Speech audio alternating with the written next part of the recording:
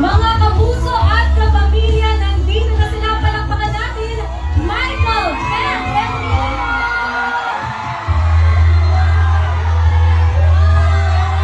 Welcome to the outside world!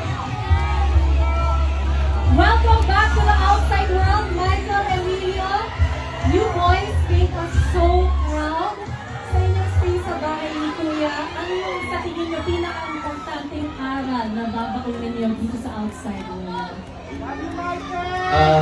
Thank you also Dan for that question. I think ang pinaka-importanting aral na nakuha ko dito sa bahay ni Kuya ay maging mabuting tao. Yun talaga Ate Bianca. Just be good and it'll all come back to you one way or another. Nabusin yung lahat. Michael, ang dami nagmamahal sa Emilio. Dito sa your posters. I'm really sorry. Don't say sorry. Oh. Again, I love you guys. Because I love you all so much.